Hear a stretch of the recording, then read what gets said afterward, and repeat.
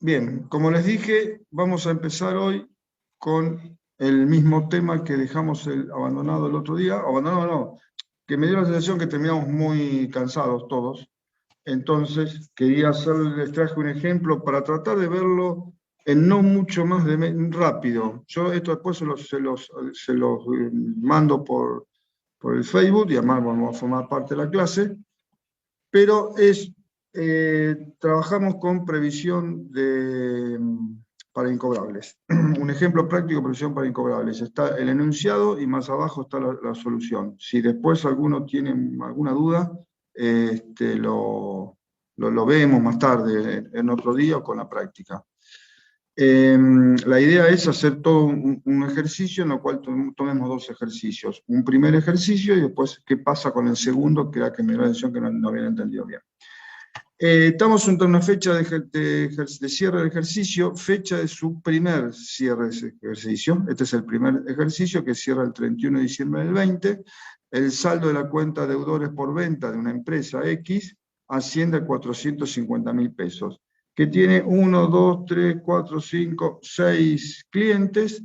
Estos son los importes de cada uno de las clientes que le deben a la empresa, que suman 450.000 pesos, y estos están con la fecha de vencimiento. Obviamente, estas facturas a cobrar al 31 de diciembre del 2020, que van a vencer en el año 21. Los asteriscos que tienen acá en algunos, está explicado más abajo, son los tres clientes. La empresa utiliza el método subjetivo, que era analizar cliente por cliente, y por estos tres clientes constituyó previsión. Acá dice, para el cálculo de la previsión se utiliza el método subjetivo, por ello constituyó previsión por los clientes Fernández, Jiménez y López. Fernández, Jiménez y López. 130.000 pesos, que es 40 más 60 más 30.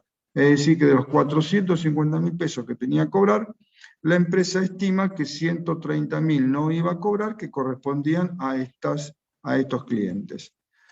Bien, termina el año, o sea, llegamos a fin de año, hace esta previsión, después vamos a ver el asiento, y seguimos con el enunciado. Todos los clientes, con excepción de López, abonaron su deuda en efectivo en la fecha pactada. Es decir, que en definitiva, el único que no pagó fue López. El resto, incluyendo lo que la empresa había previsionado, pagaron. Para la constitución de la previsión, la empresa no utiliza el saldo del año anterior. Recuerdan que en el segundo año la empresa tenía la posibilidad de hacer la nueva previsión por la diferencia, si tenía un sobrante, o llevar a cero la previsión y hacerla por el total. Bueno, acá la empresa no utiliza el saldo de previsión.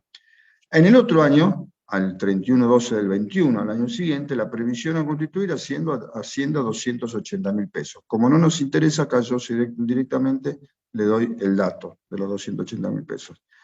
Del análisis del saldo se determina lo siguiente. Ustedes fíjense que si acá constituyó previsión por 3 y uno solo no pagó, estos 60 más estos 40 no los usó porque había previsionado por estos dos clientes, pero en realidad los cobró, con lo cual van a tener ese sobrante de previsión.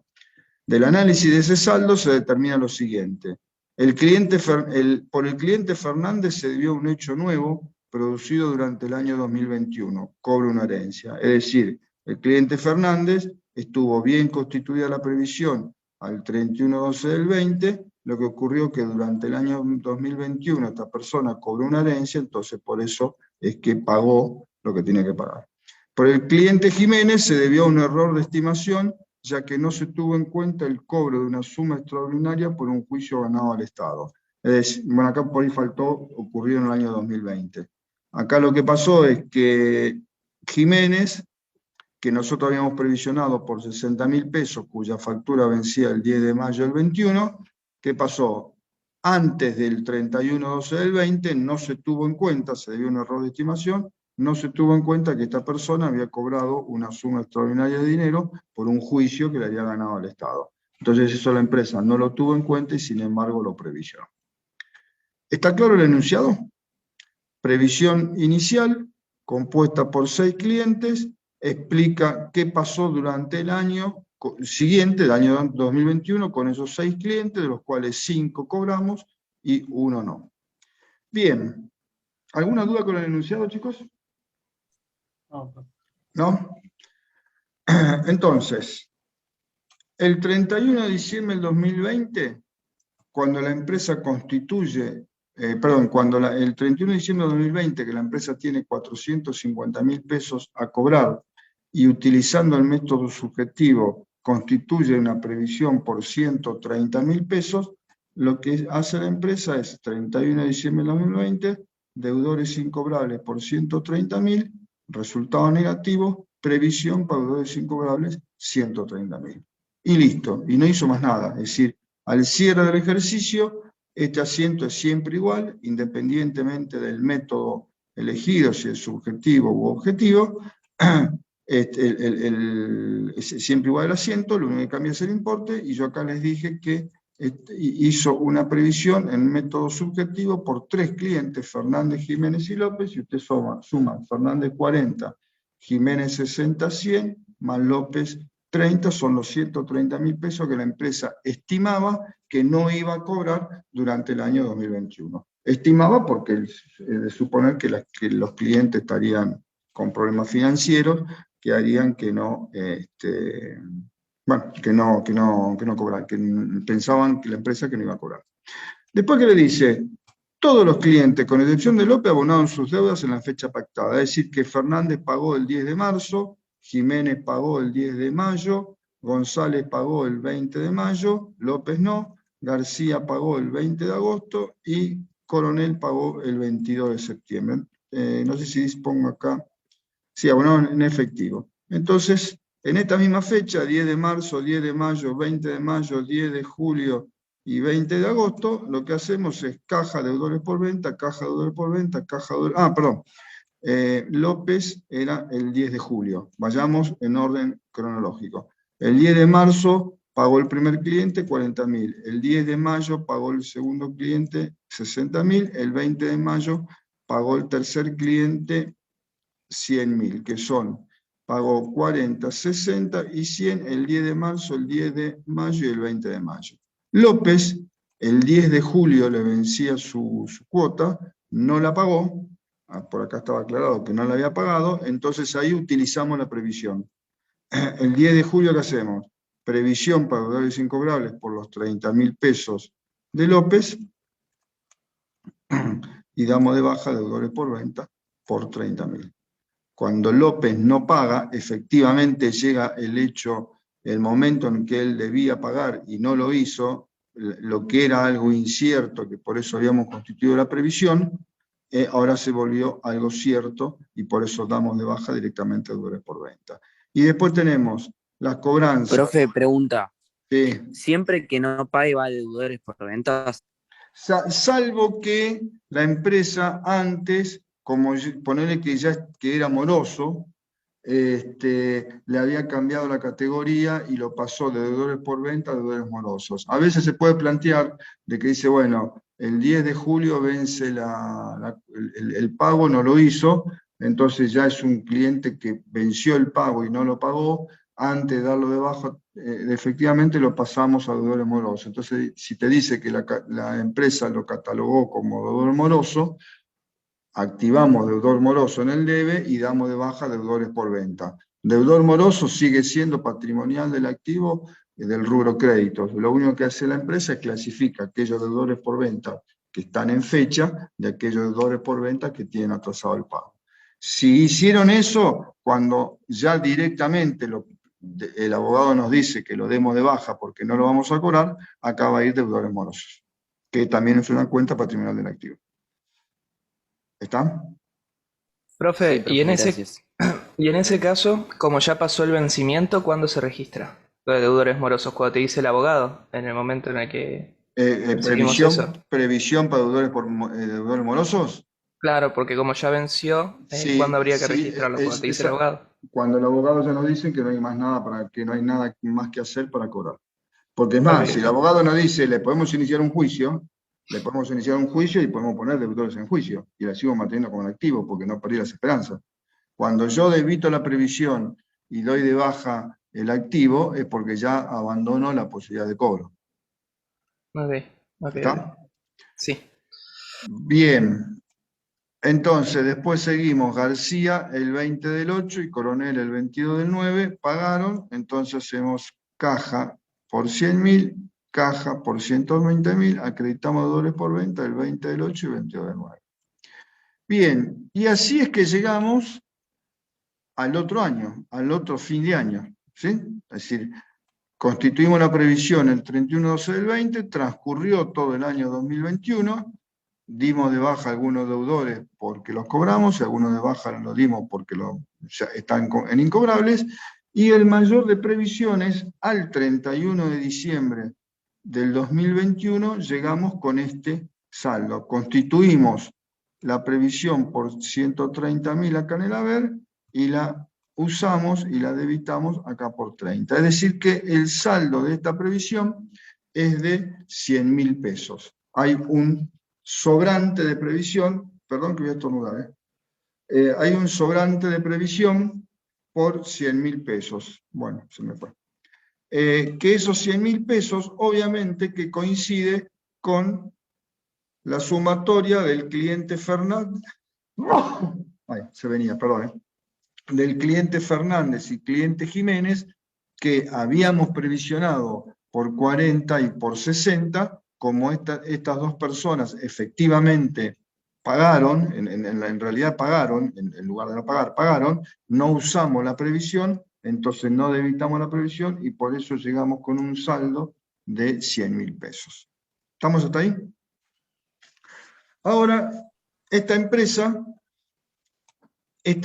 usa el método que lleva el saldo a cero. Para llevar el saldo a cero, nosotros tenemos que debitar acá previsión por 100.000 pesos. Tenemos que debitar la previsión por 100.000 pesos, entonces acá le ponemos 100.000 y la llevamos a cero. 130 en el debe, 130 en el haber. ¿Qué pasa? Cuando la llevamos a cero, tenemos que saber qué pasó de este lado. ¿Y qué pasó de este lado? Es decir, ¿cuál fue el motivo por el cual esa previsión sobró? Y acá me lo explica. Recuerden que teníamos Fernández y Jiménez, son los que habíamos previsionado, pero en realidad pagaron. Entonces acá algo pasó, la empresa pensó que no iban a pagar y sin embargo pagaron. Entonces me aclara. Fernández se debió a un hecho nuevo, producido durante el año 2021. Esta persona, reitero, al 31 de diciembre del 2020 estaba mal económicamente o mal financieramente y era lógico pensar que no nos iba a pagar. Pero después que transcurrió el año, esta persona cobró una herencia, entonces nos pagó. La pregunta es, ¿la previsión estuvo bien constituida por esta persona? Sí. Sí, estuvo bien constituida. Con los elementos que nosotros teníamos al 31 de diciembre, era lógico y aceptable constituir la previsión por Fernández, porque estaba con problemas financieros y económicos. Entonces, era lógico y estuvo bien. Lo que ocurrió, el cobro de herencia ocurrió durante el año 2021, es un hecho nuevo. Entonces, lo ponemos en una cuenta que es sobrante de previsión, con un resultado positivo. Este resultado positivo va a recaer en el año 2021 por los 40.000 pesos. Por el cliente Jiménez, el otro de 60.000, se debió a un error de estimación, ya que no se tuvo en cuenta el cobro de una suma extraordinaria por un juicio ganado al Estado. Esta persona venía con algún problema financiero y económico, cerca de fin de año, pero antes del cierre del año, cobró un juicio que le había hecho el Estado, y lo cobró y había cobrado una suma extraordinaria. Evidentemente eso cambiaba la situación y la empresa no lo tuvo en cuenta. Entonces pregunto, ¿ahí hubo un error en la estimación de la previsión? Sí. Sí. Es decir, con los elementos que nosotros teníamos al 31 de diciembre, podríamos no haber previsionado por este cliente porque debimos conocer de que había cobrado una suma extraordinaria y no lo conocimos, o no lo supimos o lo obviamos. Entonces, por este cliente aplicamos la cuenta área, ajuste de resultados de ejercicios anteriores, porque lo que está mal es el resultado del ejercicio anterior por los 60.000 pesos. Entonces, con este asiento nosotros lo que hacemos es llevamos la previsión a cero. Y después directamente nos dice que en la nueva previsión, acá, la previsión a constituir Hacienda 280.000 pesos. Entonces, una vez que llevamos la previsión a cero, el 31 de diciembre del 2021, hacemos deudores incobrables, la previsión por deudores incobrables por 280.000, acá vamos a poner 280.000, y obviamente que el saldo, acá tenemos 130.000, y acá tenemos 2, 3, 410.000, ¿no? 8 y 3 son, serían, tenemos saldo 280.000, acreedor, que corresponde con los 280.000 últimos que vamos a hacer. Entonces, bueno, este es el desarrollo completo de cuando hacemos la primera previsión, cuando usamos la previsión, que es cuando efectivamente este asiento es cuando usamos la previsión, que es cuando declaramos incobrable ya definitivamente a un cliente, y cuando cobramos los deudores durante el año, hayan estado o no hayan estado dentro de haber sido considerados posibles incobrables. Fíjense que independientemente, acá tenemos a González, que nunca lo mencionamos, a García, que nunca lo mencionamos, a Coronel, que nunca lo mencionamos. Independientemente de si el que paga estuvo o no incluido dentro de esa futura incobrabilidad, para nosotros es lo mismo. Durante el ejercicio hacemos caso omiso. Cuando cobramos, ponemos caja, deudores por venta, caja, deudores morosos, lo que fuera. Es decir, el asiento de cobro va a ser siempre el mismo. Este análisis lo vamos a hacer a fin de año. Cuando llegamos a fin de año, y como teníamos acá la previsión con saldo, ahí tenemos que analizar qué pasó, por qué tenemos saldo. Y este es el análisis del por qué teníamos saldo. Se lo hice así con este método, que es el más difícil, que es llevar la previsión a cero, para que podamos analizarlo. Si no hubiera, si el ente utilizaba, a ver, vamos a poner acá, si el ente utiliza el saldo para la nueva previsión. Si el ente utiliza el saldo para la nueva previsión, ¿cómo hubiera sido este asiento? Deudores incobrables, 180.000 serían. A ver, para que voy a pegar acá. Deudores incobrables, esto es seguro que está bien, deudores incobrables, previsión de deudores incobrables. ¿Por cuánto hubiera sido el importe? 180.000. Por 180.000. Ahora, a los que no saben por qué 180.000, es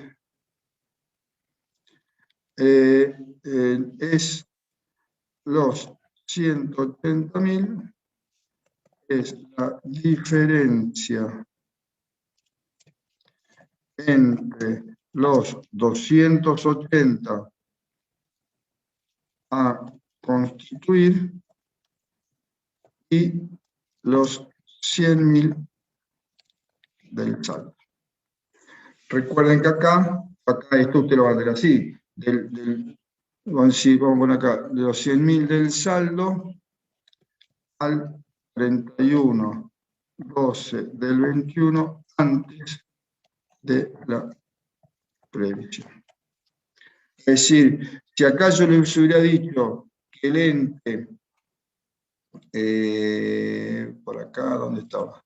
Que el ente utiliza el saldo del año anterior, todo este análisis lo omito, no me importa, porque directamente no voy a hacer nada. Directamente la nueva previsión la voy a poner por 180, que sumado a los 100.000 que tenía, sumado a los 100.000 que tenía, va a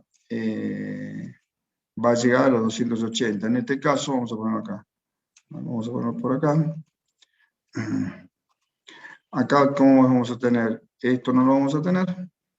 Esto no lo vamos a tener. Y acá vamos a tener, ¿por cuánto lo contribuyen? Por 180. Por 180. Entonces, fíjense que acá tenemos 8 y 3, 11, 310, menos los los 30, el saldo son 280.000 pesos. Así hubiera quedado el mayor de previsiones con este método, si es que el ente utiliza el saldo del ejercicio anterior. Directamente constituye por la diferencia, llega, suma 310 menos 30 en la haber, 280.000 el saldo acreedor, y la previsión tenía que ser de 280.000. Entonces, vamos a grabar esto. Esto es el... Esto es la forma de registrar previsión para incobrables en forma completa, desde el primer ejercicio que se creó, pasando por los distintos cobros. Bien, yo esto se lo dejo.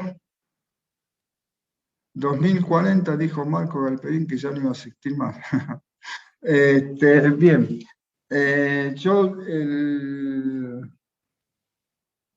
esto se lo voy a, después le voy a dejar el archivo y se lo voy a subir al Facebook, que lo tienen más la clase de hoy, más el video. Así que era como para terminar, redondear, esto lo van a ver en la práctica. Este práctico yo ayer lo compartí con Mabel. Como después en la práctica van a ver el otro método, le pareció muy bueno porque ustedes puedan ver los dos métodos que vamos a utilizar. Si no tienen pregunta, podemos seguir. Vuelvan a estudiar y me preguntan cualquier cosa. Bien. Lo que vamos a ver hoy, vamos a empezar a ver hoy, vamos a terminarlo y si podemos vamos a empezar con otro rubro, porque este es fácil y quiero ir al rubro que viene de cambio. La unidad, hoy vamos a ver unidad 7.7 y unidad 7.8, que es pasivos y contingencias. El título de la unidad 7.7Z son compromisos ciertos, y cuando estamos hablando de compromisos ciertos, es el pasivo. Estamos hablando de todo el pasivo. Vamos a ver todo lo que sea esto, remuneraciones, cargas sociales, cargas fiscales, esto lo van a ver directamente en la práctica. No lo vamos a ver en teoría porque es sencillo y no tiene mucho sentido perder tiempo, o utilizar tiempo, mejor dicho, en esto, cuando tenemos por ahí otros temas más complicados para que yo les pueda explicar. Pasivos ciertos. Concepto. Constituyen obligaciones del ente hacia terceros. Es decir, siempre cuando hablamos de pasivo, esto lo vimos ya de las primeras clases, el pasivo, cuando nosotros decimos pasivo, son las obligaciones del ente que tiene hacia los terceros. Recuerden que las obligaciones del ente que tiene hacia los propietarios es el pasivo propio, pero que después lo llamamos patrimonio neto. El pasivo es las obligaciones del ente hacia terceros, el patrimonio neto son obligaciones del ente con los propietarios. Las obligaciones del ente hacia terceros puede ser para entregar sumas de dinero, otros bienes o servicios. Es decir, que la obligación del ente puede ser tener que entregar dinero, entregar bienes o prestar servicios. Algunas de las cuentas integrantes que tenemos, yo las clasifiqué bajo esta misma ordenamiento. Primero entregar suma de dinero, después entregar bienes, después entregar servicios. Tenemos las cuentas más conocidas, son proveedores, acreedores varios, documentos a pagar, alquileres a pagar. Hasta ahí todos tenemos que entregar dinero, por compra de mercadería, por otra compra cualquiera, por un documento que firmamos o por un alquiler que tenemos por un inmueble alquilado. Con lo cual, ahí se entrega de dinero. Anticipo de clientes, ahí lo que nosotros tenemos que entregar es bienes, mercaderías, y alquileres cobrados por adelantado y servicios cobrados por adelantado o honorarios cobrados por adelantado, lo tenemos que prestar, es un servicio. Tenemos que prestarle el servicio del alquiler, o si somos una empresa prestadora de servicios, que por ejemplo tenemos, el ente tiene un servicio, presta el servicio de vigilancia, un servicio de limpieza, y hemos cobrado por adelantado, lo que tenemos que hacer es prestar ese servicio de vigilancia o de limpieza por aquellos periodos en que nos pagaron por adelantado. Entonces son los distintos tipos de pasivo. Entregar suma de dinero los primeros 4, el quinto, entregar bienes, en este caso mercaderías, y el sexto y el séptimo, entregar un servicio, prestar un servicio. Según clasificación, según su exigibilidad, acá vemos que, como siempre, corrientes y no corrientes, se consideran corrientes las obligaciones exigibles. Las obligaciones, una obligación exigible cuando ya venció. Si yo tengo la luz que me venció en abril, esa obligación es corriente porque es exigible. Entonces, pues, se consideran corrientes las obligaciones exigibles, que podríamos haber puesto entre paréntesis vencidas, y las que se estiman que serán exigibles, o las que se estiman que vencerán, en el transcurso de un año, contado de la fecha del cierre del ejercicio. Como siempre digo, chicos, no lo voy a entrar porque ya lo hicimos con el activo. En el pasivo corriente es lo que ya venció, más lo que va a vencer en el transcurso de un año. Pero ese año lo cuento a partir de la fecha del cierre del ejercicio. Entonces siempre, para saber si algo es corriente o no corriente, tengo que tener el dato de cuál es la fecha del cierre del ejercicio, si no, no lo puedo saber. Se consideran no corrientes cuando el plazo de exigibilidad exceda de esa fecha. Como hicimos el otro día, si nosotros teníamos un cierre del ejercicio 31 de diciembre del 2020, por ejemplo, todo lo que venza durante el año 2021 va a ser corriente, porque es un año desde el 31 de diciembre del 2020. Y lo que venza a partir del 1 de enero de 2022 va a ser no corriente porque pasa el año contado de la fecha de cierre del ejercicio. Si no hay preguntas, yo sigo. Clasificación según su origen. Bueno, acá tenemos 4, básicamente, hay algunas más, si podemos hilar más finito, pero estas son las 4 básicas. Clasificación del activo, las comerciales, financieras, fiscales y sociales. Las comerciales son todas aquellas que derivan de la actividad principal, las cuentas primordiales son proveedores, documentos a pagar. Financieros vienen con las provenientes de las actividades de financiación que realiza el ente, préstamos a pagar, intereses a pagar. Las fiscales son todas las relacionadas con su relación, valga la redundancia, con el Estado, sea en cualquiera de sus formas, sea el Estado nacional, el provincial o el municipal, aunque el municipal no es un Estado.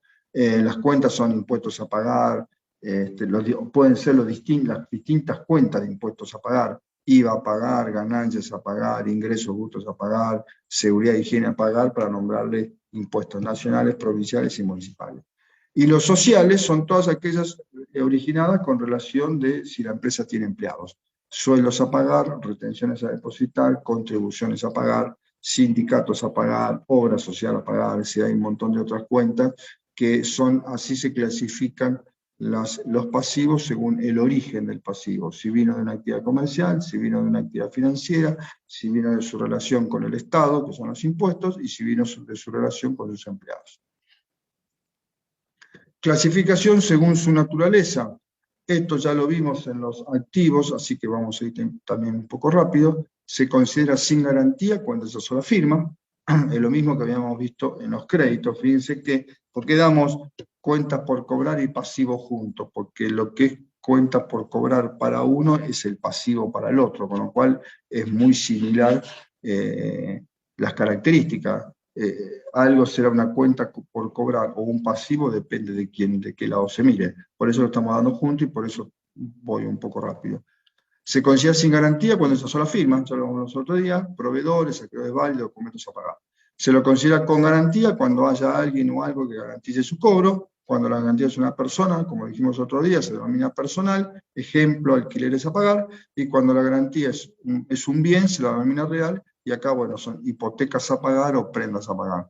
Esto es más común tenerlo en una empresa con una actividad comercial, porque no es raro que la empresa compre el galpón con un crédito bancario. Entonces lo que vamos a acreditar, en lugar de ser préstamos a pagar como pasivo, va a ser hipotecas a pagar, porque así mejoramos la calidad de la información. Según su forma de cancelación, ¿cómo puedo cancelar el pasivo? Cancelables en moneda o no cancelables en moneda. Cancelables en moneda, ya sea moneda nacional, por moneda extranjera, podemos tener proveedores, acreedores varios, documentos a pagar, si quieres a pagar. Eso está relacionado con lo primero que vimos, que eran aquellos créditos cuya obligación era entregar dinero. Cuando hablamos de entregar dinero, puede ser de pesos o en moneda extranjera. Esto lo vamos a ver después en la exposición, en la última parte. Si nosotros tenemos proveedores del exterior y proveedores nacionales, proveedores a los que le tenemos que entregar pesos y proveedores a los que le tenemos que entregar dólares u otra moneda extranjera, euros, lo que fuera, es conveniente separar, tener dos cuentas de proveedores, tener una cuenta que se llame proveedores a secas, puede ser, o proveedores en moneda nacional, y tener otra cuenta que sea proveedores del exterior o proveedores en moneda extranjera, para que el lector del balance pueda analizar los efectos que pueda tener los distintos tipos de cambio de las monedas. Así que, si nosotros tuviéramos proveedores con dos tipos de monedas, debiéramos tener dos cuentas de proveedores, una para pesos y otra para moneda extranjera. Y bueno, y las no cancelables en moneda, que ya lo vimos, entrega de bienes, que es la cuenta anticipo de clientes, o prestando un servicio, que son alquileres cobrados por adelantado, honorarios cobrados por adelantado, servicios cobrados por adelantado, lo que fuera. Esta es la clasificación según la forma de cancelación de ese pasivo. Bien, vamos a ahora a lo más importante. Según su grado de certeza, tenemos obligaciones ciertas y obligaciones inciertas. Las obligaciones ciertas son aquellas de cumplimiento ineludible, es decir, no puede evitarse. Yo tengo una obligación, venció la luz, o me vence un proveedor, o me vence un documento, puedo no pagarlo, puedo atrasarme, pero de ese cumplimiento no lo voy a poder eludir. Obviamente que si la empresa quiebra y nos hacen un juicio y no tenemos nada para pagar, obviamente que lo vamos a no pagar, pero estamos hechos un caso extremo. No se olviden que nosotros estamos bajo un principio de empresa en marcha.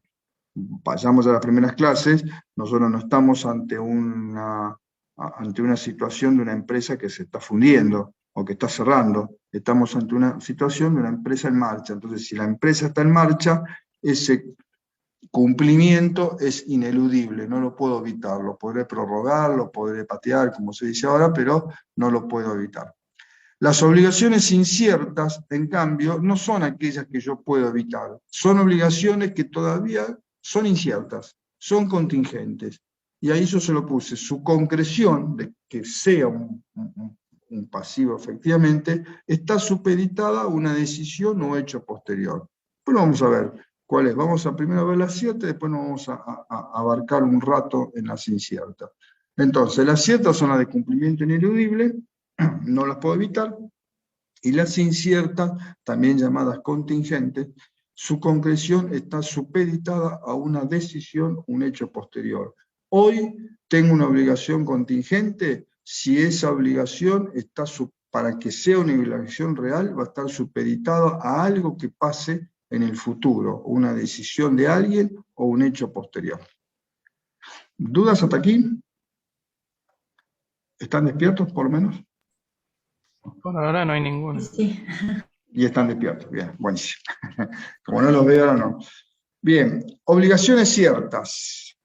Pueden ser, en cuanto a su importe, lo que estamos hablando, al importe de la obligación, determinadas o determinables. Tenemos dos tipos de obligaciones ciertas.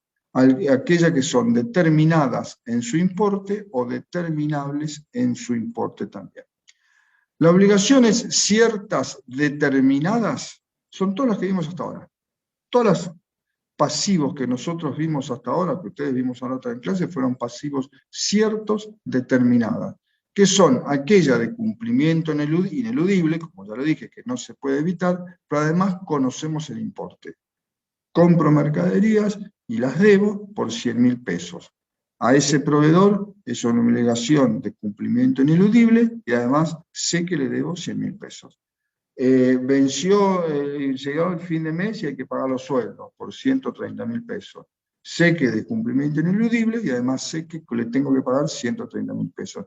Es decir que se conocen ambas cosas, o son pasivos ciertos, que son de cumplimiento ineludible, y además se conoce el importe. Yo acá ahí abajo le puse, son todos los pasivos conocidos hasta ahora, proveedores, documentos a pagar, sueldos a pagar, acreedores varios, luz, gas y teléfono a pagar, o energía eléctrica a pagar, etcétera, lo que fuera. Todos los pasivos que hemos conocido hasta ahora son ciertos y determinados. Cierto porque no se puede evitar, determinados porque conozco su importe. Las obligaciones ciertas determinables son aquellas que son de cumplimiento ineludible, no se puede bien evitar, pero no se conoce su importe. Yo sé que tengo un pasivo, pero no conozco el importe exacto. Esas obligaciones son ciertas y determinables, es decir, el importe está a determinar, no se conoce. Ejemplo. Está claro entonces hasta ahí, ¿no? Las obligaciones ciertas... Listo, quería justo esa que puso. Esta, sí. Las obligaciones ciertas determinadas son las de cumplimiento ineludible. O sea, primero vayamos acá, son todas ciertas, ¿sí? Y las obligaciones ciertas son aquellas que son de cumplimiento ineludible que no pueden evitarse, ¿sí? Entonces, las ciertas determinadas son las de cumplimiento ineludible, inevitable, y por además conozco el importe. Son todas las cuentas que hemos visto hasta ahora, proveedores, acreedores, préstamos a pagar, sueldos a pagar, lo que fuera. Todas las cuentas que conocemos hasta ahora son ciertas determinadas. Las ciertas determinables son aquellas que, como estoy hablando de obligaciones ciertas, son de cumplimiento ineludible, pero lo que no conozco es el importe. Yo sé que tengo una deuda con esta persona o este ente. Lo que no conozco es el importe con exactitud. Puedo tener una estimación. Por eso es determinable. El importe está a determinar, no se conoce. Y le voy a dar un ejemplo de cuándo hacemos esto. Ejemplo, cierre del ejercicio 31/12 del 20. En el último mes se consumió energía. La empresa estuvo trabajando como siempre, es una fábrica que tiene mucha energía, con lo cual se consumió energía. La factura no se recibió y por lo tanto no se conoce el importe. ¿Corresponde registrar el gasto y el pasivo en el 31 de diciembre del 2020? ¿Cierra el ejercicio? Sí, se puede. Sí, Bien. pero Sí. más o menos. Claro, esto es criterio de vengado. Los resultados deben registrarse en el periodo en el cual ocurren. Recuerden aquella clase de imputación de ingresos, costos y gastos. Los gastos, si los puedo relacionar con un mes, los tengo que registrar en ese mes. Entonces, si se consumió energía, pero no conozco el importe, no obstante, corresponde registrar el gasto como un resultado negativo y el pasivo porque va a ser una factura a pagar. Bueno, acá lo decía, no me acordaba. Por aplicación de criterio de vengado, corresponde registrar el gasto, por la energía se consumió en el mes de diciembre. Y si bien no se conoce el importe, la factura de luz en algún momento hay que abonarla, es decir, no podemos evitar pagarla. Por lo tanto, se debe registrar el resultado negativo y el pasivo estimando su monto. Y acá cuando yo hablo de estimando su monto, por eso al estimar el monto va a ser determinable. ¿Cómo lo estimo? Bueno, puede ser con la factura del mes anterior, depende si estamos en una economía inflacionaria o no, que la luz va subiendo, depende del tipo de empresa, puede ser que todos los diciembre tenga un gran consumo de luz porque la empresa está trabajando a full con respecto a otros meses, entonces tendré que tomar el diciembre del mes anterior si es una empresa en la cual el consumo de energía no es lineal, sino que va variando, sube y baja. Entonces, por eso es que, bueno, la determinación del importe hoy no es problema de ustedes, nosotros le vamos a decir, la empresa estima este importe. Bueno, acá la empresa estimó 15.000 pesos, que es lo que va a tener que pagar de luz, 31 del 12 del 20, entonces registra, a pesar de no tener la factura, energía eléctrica, resultado negativo 15.000, energía eléctrica a pagar, patrimonial del pasivo 15.000.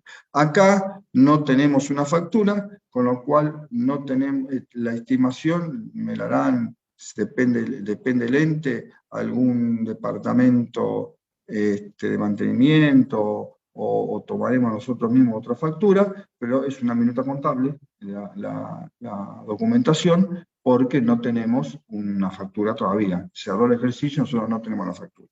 ¿Está claro? Entonces, el 31 de diciembre de 2020, registraríamos energía eléctrica, yo puse, puede ser luz, gas y teléfono, no sé bien qué es, pueden ser servicios eléctricos. Si lo importante es que acá haya una cuenta que diga algo así, o energía eléctrica, o luz, gas y teléfono, o servicios eléctricos, y lo importante es que sea de resultado negativo. Y acá lo mismo, puede ser luz, gas y teléfonos a pagar, servicios eléctricos a pagar, energía eléctrica a pagar, por los 15.000 pesos que la empresa estimó. Bien, ¿después qué pasa? Acá esto era el 31/12 del 20. Supongamos que el 28/1 del 21, después del cierre del ejercicio, obviamente, se recibe la factura. El importe asciende a 15.400 y la factura vence el 15 de febrero. Y se abona en esta fecha, el 15 de febrero, en efectivo. Entonces, el 28/1 del 21, ¿qué haremos? Tenemos que corregir lo que hicimos. Energía eléctrica, 400 pesos, y a incrementar el pasivo, acá se me fue, incrementar el pasivo,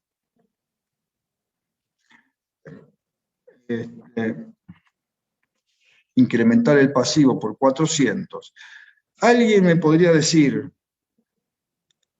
a ver, no, más que decírselo yo, le voy a preguntar a ustedes, ¿qué podríamos haber puesto acá en lugar de un resultado negativo? ¿Una cuenta de área? Una cuenta de Es área. de un ejercicio anterior, el Ahí, resultado que estamos corrigiendo. ahí podría ser una ejercicio anterior. Esto lo haríamos, recuerden que el área se usa cuando primero y primordial tiene que ser algo significativo. Lo dije yo en la clase pasada. El área se usa cuando es un error y el importe es significativo. Acá, como el importe no es significativo, es lo mismo poner resultado negativo, poner área. Si nosotros estimamos 15 y la factura llegó de 30, yo hubiera puesto área acá, porque el importe es muy importante. Pero además, debiéramos tener otra cosa. El área se utiliza cuando hubo un error. Si yo calculé 15 y la factura vino 30, también pudo haber pasado, porque en este país pasa, que después que cerró el ejercicio el 2 de enero, me anunciaron un aumento de energía retroactivo, con lo cual yo el 31 de diciembre ese dato no lo tenía, y estimé 15. Después el 2 de enero o el 3 de enero me incrementa la luz el 100%, entonces sigo poniendo energía eléctrica como resultado negativo porque es un hecho nuevo. ¿Está claro? No sé quién me dijo, Ramiro, sí. Generalmente el caso que lo vamos a presentar es que la diferencia es muy pequeña, con lo cual, al ser la diferencia muy pequeña, la idea no es que utilicen áreas, sino la idea es que sepan registrar estas obligaciones ciertas determinables. Así que generalmente siempre vamos a poner una diferencia chica. Bien, y acá me equivoqué, el 15 del 2 del 21, cuando vence la factura, directamente ponemos energía eléctrica a pagar, 15.400, cancelamos el pasivo, fíjense que acá teníamos acreditado 15.000, acá tenemos acreditado otros 400, 15.400 pesos, y acreditamos caja, porque acá dice que lo pagamos en efectivo, por 15.400 pesos. Entonces, estas obligaciones ciertas determinables son aquellas obligaciones que, si bien sé que la tengo, no conozco el importe, entonces lo estimo. Y después, cuando conozco el importe real, lo corrijo. Si no hubiera hecho nada, si yo acá, por no tener la factura, no hubiera hecho nada, acá cuando recibo la factura había puesto energía eléctrica 15.400, energía eléctrica a pagar 15.400. Fíjense que todos los 15.400 hubieran ido al ejercicio 21 como un resultado negativo. Sin embargo, con esto yo dije, bueno, el 95%, no sé qué importe será, o mucho más, fue bien registrado con el ejercicio 20 y una pequeña diferencia fue registrada en el ejercicio 21. Siempre va a ser mejor que no hacer nada. Entonces, por eso se usa esto de obligaciones ciertas determinables. Aquellos pasivos que sé que los tengo, pero que no conozco el importe. Lo que hago es estimarlo. ¿Está claro? ¿Alguna duda? ¿Sigo? ¿Paro? ¿Vuelvo? Sí, profe. ¿Seguimos? Sí. Por ahora. Muy bien. Recordemos que según su certeza estábamos hablando obligaciones ciertas y obligaciones inciertas. Y nosotros fuimos directamente, tratamos las ciertas. Entonces acá pues yo le puse, recordemos que la clasificación su grado de certeza de obligaciones ciertas y obligaciones inciertas o contingentes. Las obligaciones inciertas y contingentes lo tratamos en la unidad 7.8. Compromisos contingentes, que son pasivos contingentes. Estas obligaciones inciertas y contingentes son pasivos inciertos. Los pasivos inciertos o contingentes son aquellos que su concreción están supeditadas a determinadas situaciones que pueden o no ocurrir. Si hoy tengo un pasivo contingente, ese pasivo está supeditado a que en el futuro ocurra algo que puedan afirmar que voy a tener un pasivo, que ese pasivo pasa a ser cierto. Por ejemplo, una futura resolución de la justicia. Si tengo un conflicto en la justicia, yo ahora le traje un ejemplo, si tengo un juicio, un empleado nos inicia un juicio, o tuvimos un choque y alguien nos inicia un juicio culpándolo de que el choque fue responsabilidad nuestra. ¿Nosotros le debemos plata a ese señor? No sabemos. No lo sabemos, es decir, pero, como siempre, recuerden que las contingencias, ¿cuándo se registran? Lo vimos en la clase pasada, cuando vimos previsión para incobrable, que es una contingencia. ¿Qué tenía que pasar para...? Cuando sabemos que puede pasar que no nos den la deuda, cuando las probabilidades son más... Claro, más cuando altas. la probabilidad del hecho sea alta. Es decir, si nosotros tenemos un accidente de tránsito, nosotros decimos que no tuvimos la culpa, la otra persona dice que sí tenemos la culpa. Como nosotros decimos, che, yo no tengo la culpa, no te pago, el otro dice, ah, sí, bueno, entonces nos inician un juicio. Nosotros nos inician un juicio. El abogado nos dice, y tenemos una posibilidad para perder ese juicio, tenemos una alta posibilidad para perder ese juicio. Entonces, debemos registrar algo, esa obligación incierta contra un resultado negativo, lo debemos registrar porque si no lo estaríamos ocultando, porque capaz que ese juicio es por 2 millones de pesos.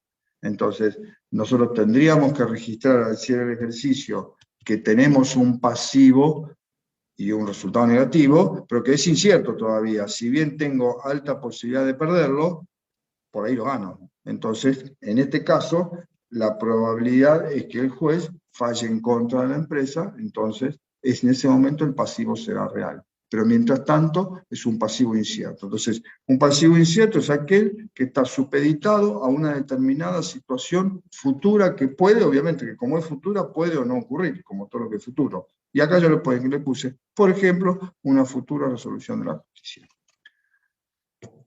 Bueno, yo acá no me acuerdo que lo tenía. Recordemos que para registrar las contingencias se deben cumplir las siguientes condiciones: que la posibilidad de ocurrencia del hecho futuro sea altamente probable y que pueda evaluarse de manera objetiva. Lo que pueda evaluarse de manera objetiva es obvio, porque si no, no tengo un número para poner en el asiento. Tengo las cuentas, pero no tengo una cifra. Por lo tanto, va de suyo que siempre tengo que tener un número para poner ahí.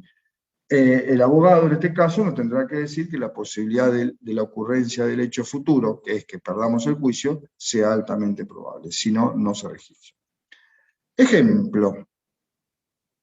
El 19 de mayo del 21... Profe, perdón, ¿cuál era la otra alternativa que habías dicho para registrar la contingencia? Registrar la contingencia. Que pueda evaluarse de manera objetiva, es la otra. Es que acá, claro, acá está, que A y B, se tienen que dar las dos condiciones. Que la posibilidad de ocurrencia del hecho sea altamente probable y que pueda evaluarse de manera objetiva. Es decir, si la posibilidad del hecho es alto, pero no podemos poner un importe porque no lo sabemos, yo no lo puedo registrar. No lo puedo registrar porque me falta un dato para el asiento que es la cantidad. Si ustedes van a la filmina que yo les pasé la clase anterior, ahí ven que si la posibilidad de ocurrencia del hecho es alta, pero no puede evaluarse de manera objetiva, se hace una nota al balance, que todavía ustedes no saben lo que es hacer una nota al balance. Después lo vamos a ver en la última clase. Sí, última clase, vamos a estar viendo las notas de los balances, pero sí hoy no se registra, no se hace un asiento contable, porque no tengo, recuerden que para hacer un asiento contable yo tengo que tener la fecha, las cuentas y los valores. Si no tengo el valor no lo puedo hacer. ¿Está claro? Entonces, si el abogado me dice, hay una alta posibilidad de que se pierda el juicio, pero no te puedo decir un importe porque, por ejemplo, que sea un juicio por dañar el medio ambiente y no hay antecedente, entonces no tenemos ni idea de cuánto nos van a sancionar si es que nos sancionan. Entonces, en ese caso, no se registra, pero se informa a terceros en una información complementaria que llevan los balances, que son las notas, donde le voy a decir a un tercero, la empresa tiene un juicio por afectar el medio ambiente, pero que no se registró porque no puede evaluarse de manera objetiva su importe. ¿Está? Sí, profe. Sí, Gracias. profe. ¿Lo entendiste lo que te dije? Sí, o el resto. Le Sí, digo sí, a mí sí. porque fue que me preguntó. Bien, para poder registrar, como dice acá, se tienen que dar las dos condiciones. Si una de las dos condiciones no se da, no se hace nada, dependiendo si van a ver esa filmina, yo le dije, si la posibilidad de ocurrencia es remota, porque, no sé, una persona, un empleado se fue a esquiar a la montaña y se quebró un dedo esquiando y nos quiere hacer un juicio a nosotros acusándonos de que por culpa de nosotros se quebró el dedo. Y el abogado ahí viene y me dice, no, este es un chanta, se está tirando chanta, se está tirando a ver si puede cobrar algo, pero tenemos fotos, tenemos los pasajes, tenemos todo de que estaba esquiando en la montaña. Entonces, la posibilidad de que perdamos es remota. Ahí, por más que podamos evaluarlo, el empleado nos hizo un juicio por 100.000 pesos, lo que sea, no hacemos nada, ni nota ni nada, por la posibilidad es remota. ¿Está claro? Eso ustedes lo tienen en la parte de cuentas por cobrar que vimos en la clase pasada. Yo les hice un cuadro de doble entrada, donde teníamos si se podía evaluar de manera objetiva sí o no, y si la posibilidad de ocurrencia del hecho era alta, media o remota. Y ahí solamente cuando es alta y se puede evaluar, se registra, si no, no. Bien. Ejemplo, el 19 de mayo del año 2021 se despide un empleado con causa, es decir, sin abonarle la indemnización. Es decir, nosotros lo echamos, acá en Argentina hay dos posibilidades de despedir a un empleado, una es con causa y otra es sin causa. Si es sin causa, yo lo echo porque tengo ganas, o porque no lo necesito más. Entonces se le tiene que pagar una indemnización, que yo de laboral nunca hice mucho, pero es un mes por cada año de que trabajó. Si trabajó 30 años, le tengo que pagar 30 meses, más algunas otras cosas. Ese es sin causa. Cuando se despide con causa, es porque él es un mal empleado, llegó tarde, faltó muchas veces, mintió, dijo que estaba enfermo y realmente lo vieron tomando mate en una plaza, se peleó con sus compañeros, le faltó el respeto a un superior, no sé. Robó, lo encontramos que estaba robando mercadería, bueno, si hay determinadas cosas, entonces decimos, se lo echa pero con una causa justificada. Cuando se lo echa con una causa justificada, se le despide, se le paga el sueldo del mes, lo que llevó trabajando, el aguinaldo, las vacaciones, pero no se le paga nada de indemnización. Ese es el planteo, se lo despidió con causa, y por eso no se le abonó la indemnización. El empleado no está de acuerdo con eso, dice, no, yo no me peleé, yo no trabajé mal, yo estaba realmente enfermo, yo no falté el respeto al superior, si todo lo que nosotros le decimos, él lo rechaza, dice que no es así. Como no nos pusimos de acuerdo, nosotros decimos, no, nosotros tenemos razón, el empleado dice, no, tengo razón yo, nos inicia un juicio. Entonces le inicia un juicio a la empresa por el cobro de la indemnización, y ese importe es de 200.000 pesos. El abogado informa la alta probabilidad de perder. Entonces, estamos ante un hecho que se dan las dos cosas. La probabilidad de ocurrencia es alta y se puede evaluar de manera objetiva porque el empleado mismo es lo que nos pide, 200.000 pesos. El cierre del ejercicio es el 30/6 del 21. La justicia laboral acá, con suerte, en 2 años y pico, sale la sentencia, el 20/10 del 23, el juez resuelve en contra de la empresa fijando una indemnización de 280.000 pesos que se abona el 14/12 del 23 con un cheque. Entonces, en el año 21, en mayo 21 lo echamos, el cierre del ejercicio es el 30/6, nos inician un juicio y el 20, antes del cierre del ejercicio, y el 20/10 del 23 el juez resuelve en contra de la empresa y el 14/12 se paga.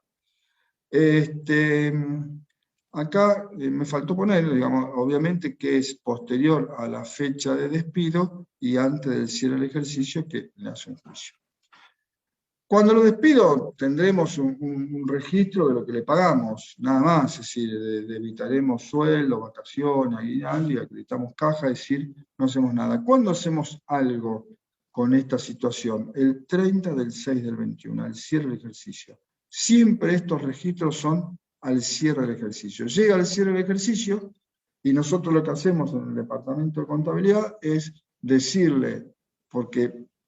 Perdón, que vuelvo para atrás un cachito. Probablemente nosotros, si es una empresa sectorizada, una empresa grande, que tiene cada uno sus estancos, nosotros en el departamento de contabilidad estamos encerraditos registrando, ni nos enteramos, capaz que ni nos enteramos que hubo un despido, porque la empresa tiene 8 sucursales y el empleado trabajaba en San Juan.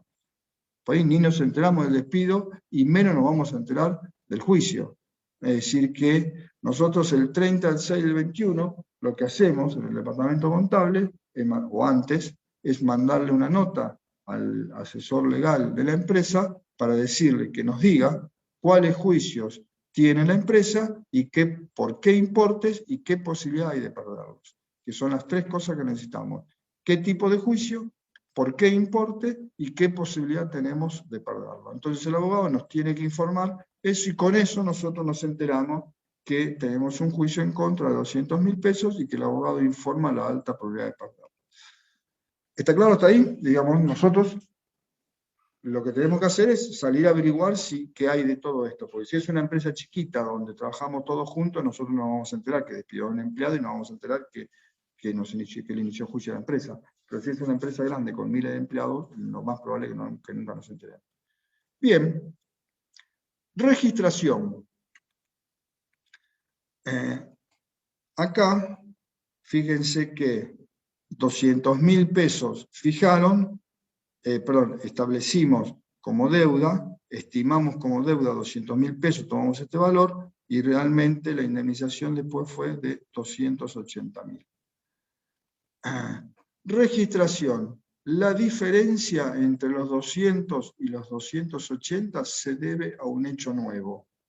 Es decir, algo pasó, por ejemplo, pudo haber cambiado la ley laboral, que cambió la manera de calcular las indemnizaciones, entonces pasó de 200 a 280. Nosotros, como yo le dije, el 30/6 del 21 recién hacemos la registración, el 30/6 del 21 registramos indemnizaciones, resultado negativo, previsión para despidos, patrimonial del pasivo por 200.000. Lo voy a volver a decir después, pero ¿qué otra previsión conocen ustedes hasta ahora?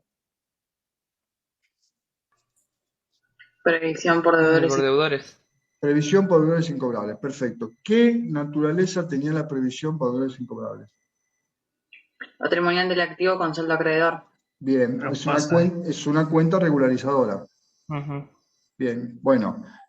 Por favor, mis alumnos, que no lleguen a un final diciéndome que previsión para despido es regularizadora, porque fíjense, previsión para despido es un pasivo incierto, no es una cuenta regularizadora. Simplemente acá, en vez de decir que tengo una deuda con un empleado por una indemnización que no le pagué, digo que es una previsión porque esa deuda está sujeta a que el juez falle en contra de la empresa. Entonces, las previsiones de activo, que hasta ahora conocemos una sola, son regularizadoras. Son patrimonial del activo con saldo acreedor. Las previsiones de pasivo que corresponden a las obligaciones ciertas o contingentes no son regularizadoras, son patrimonial del pasivo, que es un pasivo contingente. De nuevo, y más adelante creo tener filmina, las previsiones de activo son regularizadores, las previsiones de pasivo no son regularizadoras. ¿Está claro? Y más adelante tengo unas filminas y le voy a explicar por qué. Cuál es el fundamento para que unas sean regularizadoras y otras no. Bien, entonces registramos una cuenta de resultado negativo, indemnizaciones, puede ser despido, puede ser juicio por despido, hay varios nombres para tener esta cuenta, lo importante es que sea un resultado negativo por 200.000, previsión para despidos 200.000. ¿Cuál es el hecho generador que produce este juicio? El despido. El despido. Bien, Despido. perfecto, me encantó. El hecho generador que produce este juicio es el despido. Como el despido es en el año 21, ahí es donde yo tengo que registrar el resultado negativo con el pasivo correspondiente. Entonces, el último día que tengo para registrarlo es el 36 del 21. Entonces, por eso es esta registración.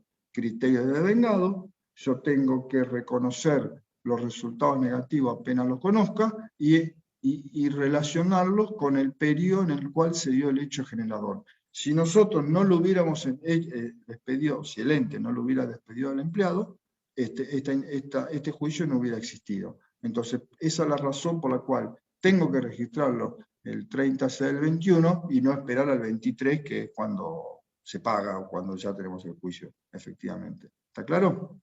Entonces, el 30C del 21, fecha de cierre de ejercicio, registramos indemnización o resultado negativo por 200.000, previsión para despidos, patrimonial del pasivo, no es regularizadora por 200.000, y esta previsión para despido forma parte de los pasivos contingentes, obligaciones inciertas. Bien, ¿qué más? ¿Cuándo debemos registrar algo más? El 20. Cuando lo Los pagamos. 80.000.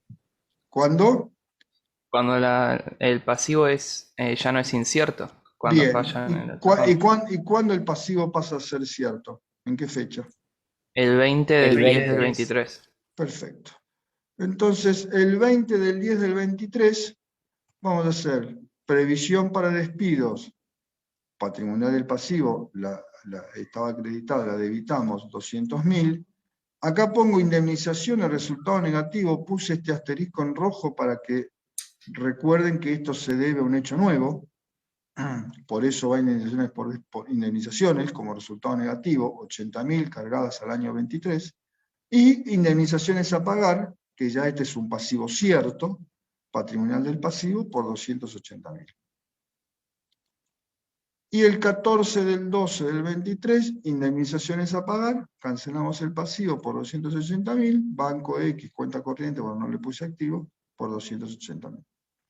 Este rojito que está acá, está para relacionarlo con esto. Como la diferencia se debe a un hecho nuevo, a algo pasó, un cambio de ley, un cambio de la legislación, un cambio de la jurisprudencia, lo que pueda haber sido, por eso la diferencia entre los 200 y los 280 fue a una cuenta de resultado negativo, 80.000 pesos. Pudieron haber establecido un incremento, como está ahora, que se llama la doble indemnización, que no está así la doble indemnización, pero la llaman así, la pueden haber establecido para atrás. Quizás nosotros,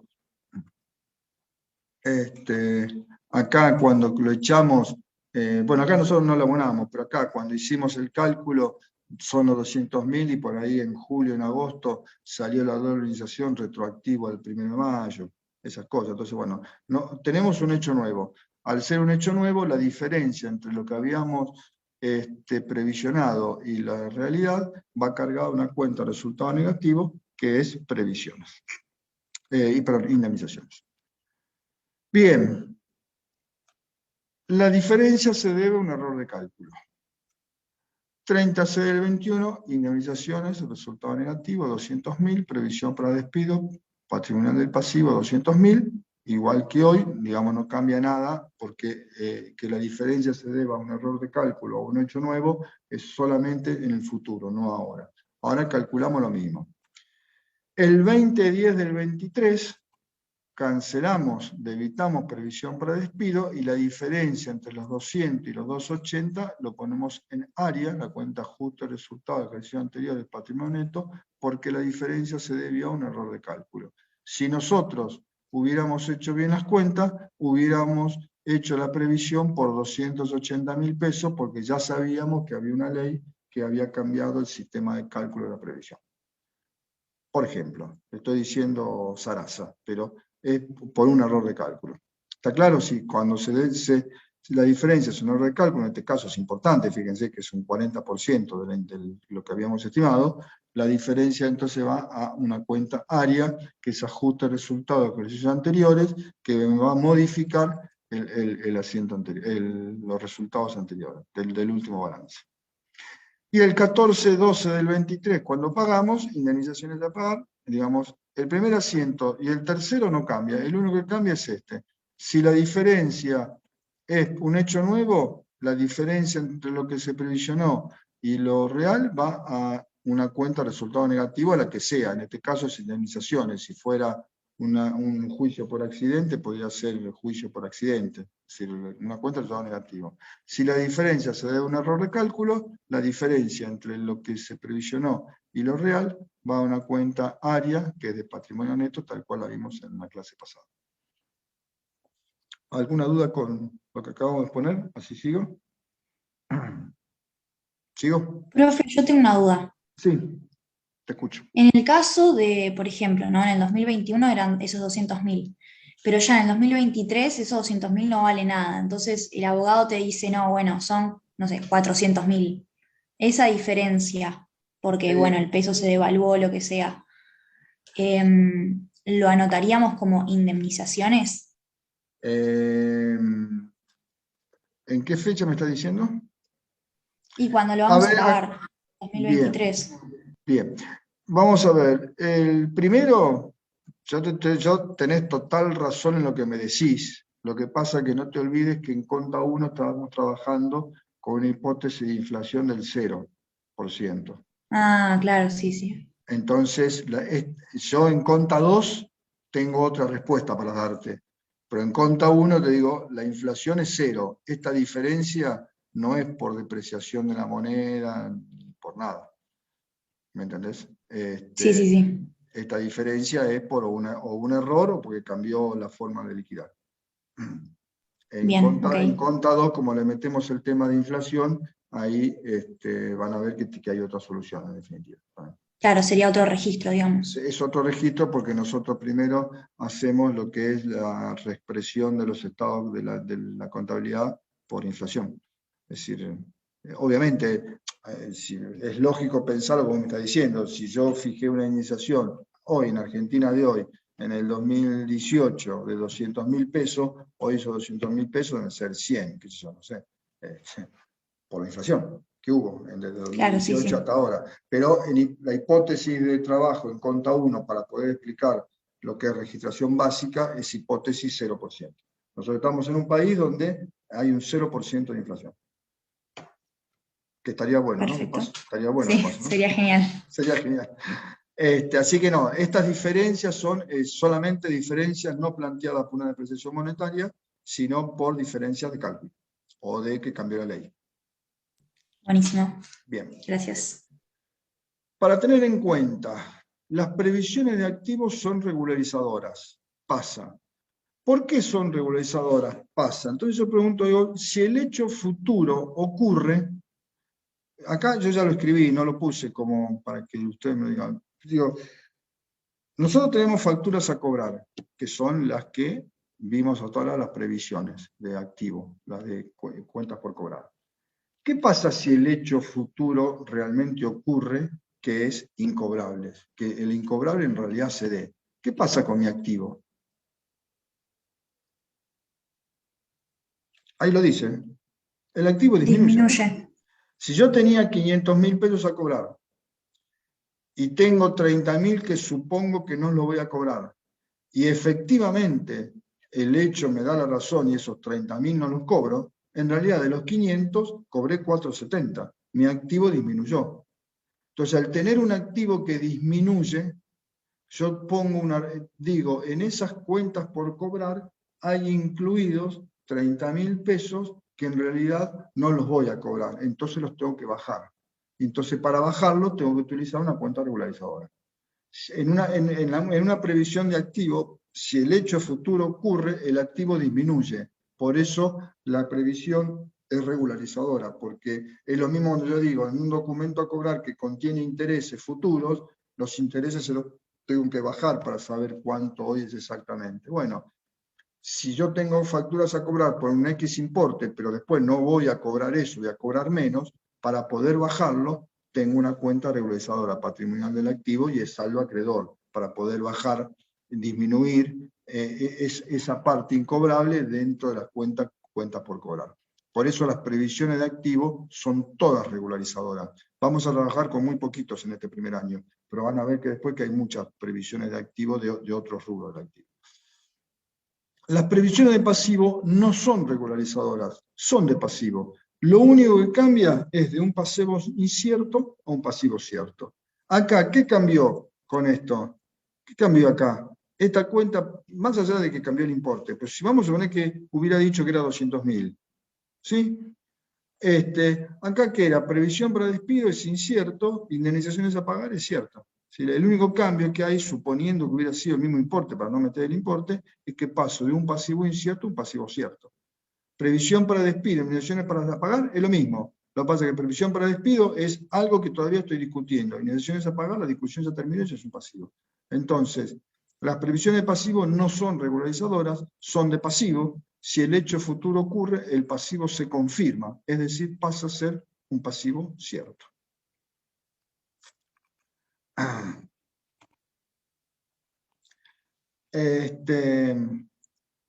¿Quedó más o menos claro?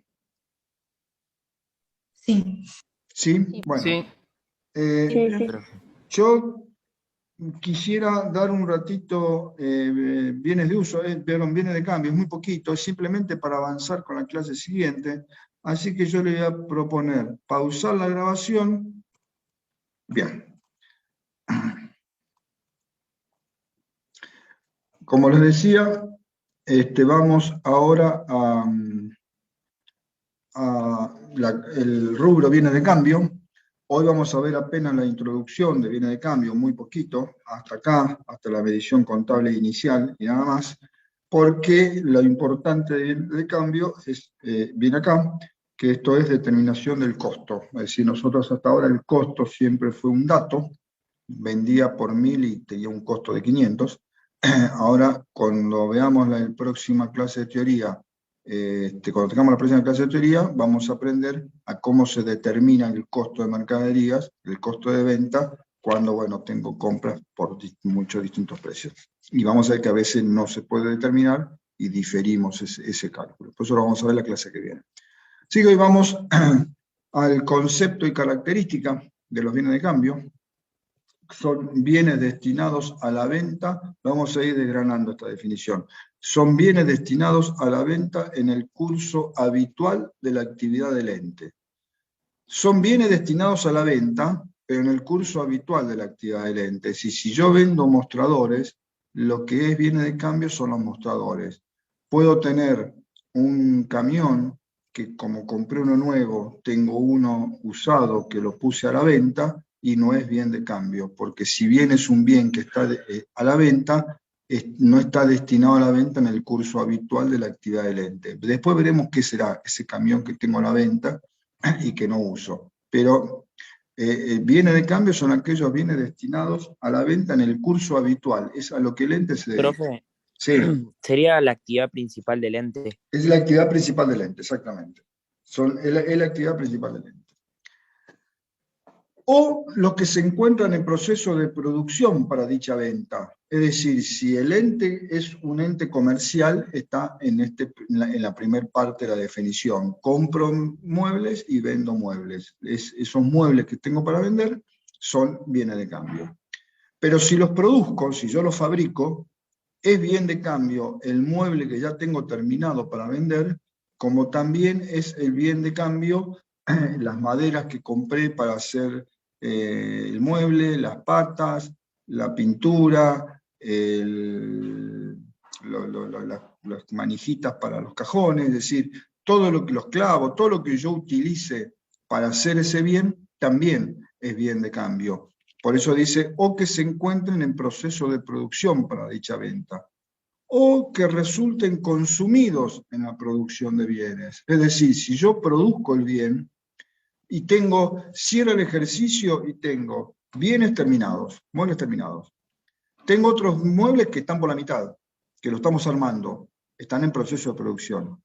Pero también tengo madera suelta, tengo la cola con la cual pego, tengo la pintura con la cual pinto, tengo los clavos que utilizo para clavar las patas, tengo las puntitas de las patas de goma, ¿sí? Todos esos materiales que utilizo para la producción del bien también son bienes de cambio. Es decir, que si la empresa es una entidad comercial que compra y vende, es la mercadería. Si es el proceso de producción, son los bienes que ya están terminados, los que están en proceso de producción, que están a medio terminar, y todos aquellos materiales e insumos que se consumen en esa producción. Y lo último es si la empresa presta un servicio. Si la empresa presta un servicio, por ejemplo, presta el servicio de limpieza, todos aquellos bienes que el ente tenga que resultan consumidos en la producción para la prestación del servicio, son bienes de cambio. Aunque la empresa no venda, no tenga un bien para vender, sino preste un servicio. Ejemplo, si la empresa presta un servicio de limpieza, todo lo que sería el alcohol, la lavandina, las escobas, los trapos de piso, los escobillones, los plumeros, bueno, todos los bienes, todos los artículos que la empresa utiliza para prestar el servicio de limpieza son bienes de cambio. Si la empresa fue y compró 200 envases de lavandina, bueno, eso, mientras los tenga en un stock, está considerado un bien de cambio, a pesar de que no venda lavandina, sino que hace una prestación de servicio donde utiliza ese producto para prestar el servicio. ¿Está claro? Sí, sí. Sí, Sí, profe. Digo porque a veces, cuando hablamos de bienes de cambio, ustedes lo asocian solamente al bien que compro y vendo. Y no es así. Yo puedo tener en una fábrica la cola con que pego una madera que ni siquiera se va a ver, va a ser visible porque queda interna entre una tapa de un escritorio y un lateral, y hay una madera y una cola que está pegada, digo, yo ese bien no es un bien de cambio, no lo vendo, no, sí, es un bien de cambio de acuerdo a esta definición. Y pareciera que la empresa que presta un servicio y que no vende un producto no debiera tener un bien de cambio porque no cambia nada. Bueno, la prestación de servicio, aquellos bienes que utiliza para poder prestar ese servicio, es un bien de cambio para esta empresa. Serían como el costo de mercaderías vendidas. Eso de que use lavandina, los sueldos del que presta el servicio y todo. Exacto. Después pasa a ser el costo del servicio producido. En vez del costo de mercaderías vendidas, el costo de producir el servicio. ¿Están? Sí. Bien, hasta ahora los tres rubros que vimos, caja y bancos, créditos y pasivos, era fácil decir que era corriente y que era no corriente. Pues, digamos, el efectivo, caja y banco es corriente, pues ya es efectivo. Crédito decía, todo aquello que tenga que cobrar dentro de un año es corriente, lo que exceda es no corriente, y en pasivo todo lo que me venza en todo el año es corriente, lo que me venza después es no corriente. Acá, los bienes de cambio dicen, bueno, ¿son corrientes o no corrientes los bienes de cambio? Los bienes de cambio, por generalización o comúnmente, son corrientes. Si generalmente los bienes de cambio son corrientes. Se imagina que yo un bien de cambio, yo no puedo decir, no tiene una fecha de vencimiento. Si el bien de cambio, sí, puede ser sí que tenga fecha de vencimiento, por supuesto, puedo tener bienes que no tienen fecha de vencimiento. Yo tengo un mueble, un escritorio, y no tiene una fecha de vencimiento. Si lo voy a vender y lo voy a... Recuerden lo que es un activo corriente, aquello que se piensa transformar en efectivo en el transcurso de un año. Yo tengo hoy un mueble, un escritorio, y estimo que dentro de un año ese escritorio lo voy a vender y lo voy a hacer efectivo. Eso sería corriente. Si lo pienso que lo voy a vender después de un año y lo voy a hacer efectivo después de un año, entonces sería no corriente. Entonces, ¿los bienes de cambio son corrientes o no corrientes? ¿Cómo sé yo si hoy si lo voy a vender o no lo voy a vender? Bueno, no es un tema en el cual nos tenemos que preocupar. Los bienes de cambio son corrientes, salvo, excepto que por las características propias del bien, yo sepa que ese bien no lo voy a poder vender y no lo voy a poder hacer efectivo dentro de un año. Entonces, todos los bienes de cambio son corrientes. El caramelo que vendo en un kiosco y la locomotora que vendo si produzco trenes, no sé. Todo es corriente, salvo aquello que por una propia característica del bien, yo sepa que no lo voy a poder vender dentro de un año, entonces sepa que con seguridad que no lo voy a poder transformar en efectivo. Ejemplo, acá tengo dos. Bebidas que necesitan largos periodos de añejamiento. Yo por las caras que ustedes veo que son consumidores de bebidas alcohólicas seguro, por algunas caritas así que vi. Bien, ejemplo, digo, bueno, tenemos algunas bebidas, una de las más largas de añejamiento que es el whisky. Si el ente produce whisky y tiene el whisky añejándose en cubas de roble, y ese whisky, hay whisky de un año, de 5, de 20, de 10 y de 20, supongo que sea de 5. Tengo un whisky de 5 años que necesita 5 años de añejamiento y va por el segundo año, estoy seguro de que por los próximos 3 años no lo voy a poder vender y por lo tanto no lo voy a poder transformar en efectivo. Entonces, en ese momento, en ese caso, ese bien sería un bien no corriente. Me escriben en el chat, pero como tengo yo maximizado mi pantalla, no lo veo. ¿Me están haciendo una pregunta o no? No, dicen que son unos santos, así porque no consumen. Sí, yo me di cuenta que eran unos santos así de entrada. Bien, lo que pasa es que para tantos, hay que encontrar similitudes entre los alumnos y los profesores, por eso estamos todos iguales. O las actividades forestales. Si la actividad forestal, si lo que planto, si el ente lo que va a vender es madera, y está criando álamos, y el álamo tiene que pasar 10 años para poder cortarlo y venderlo, sé que esa planta que está creciendo, ese activo que tengo, será no corriente. Es un bien de cambio no corriente porque estoy seguro que tengo que esperar 10 años para que crezca y para que y poder ser vendido y transformado en efectivo. Entonces, el bien de cambio es siempre corriente, salvo que por las características propias del bien, como es una extensión en su añejamiento, una actividad forestal. También tenemos, yo ahí dudo un poco a veces, pero también tenemos la construcción de los edificios. Una empresa que construye un edificio para poder ser vendido y lo va a vender cuando termina el edificio y el edificio va a estar 3 años construyéndose, sé que ese bien de cambio, que para eso es un bien de cambio, ese departamento que va a vender, no lo va a poder vender dentro de, hasta dentro de 3 años, entonces por eso será no corriente.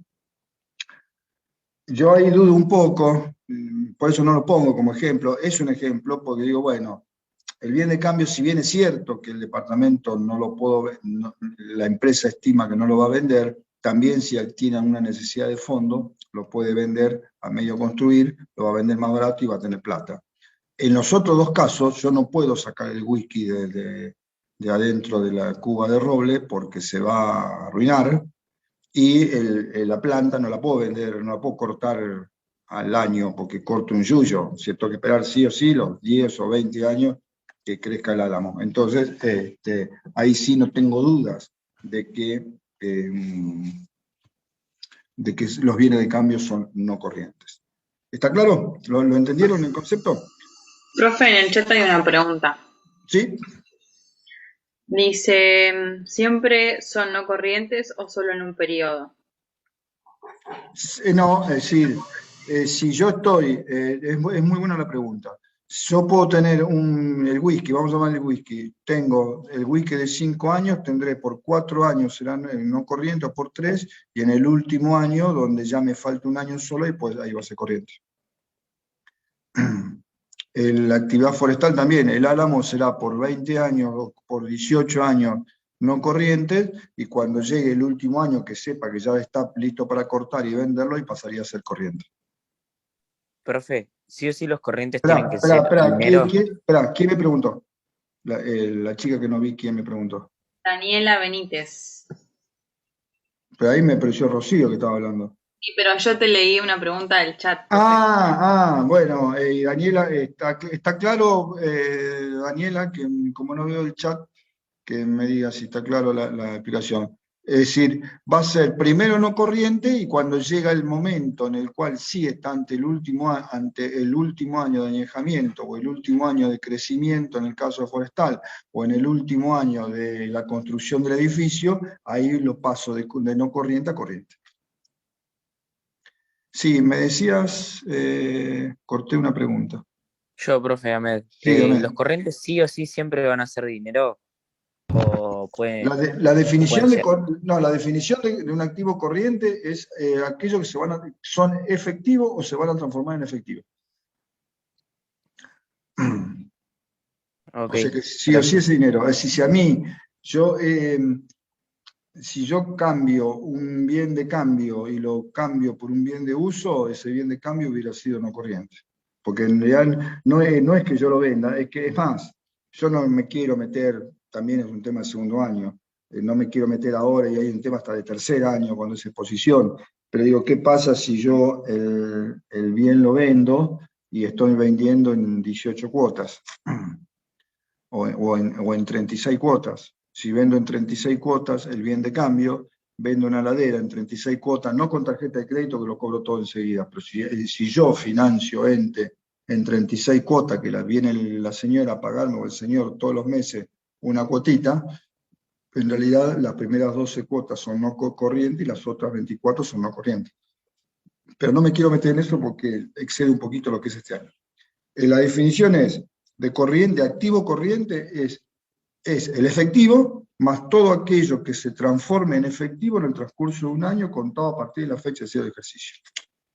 Entonces yo como concepto digo, el concepto de que sean generalmente corrientes porque va contra el razonamiento común comprar algo que no sé que no voy a vender, sobre todo teniendo inflación cero.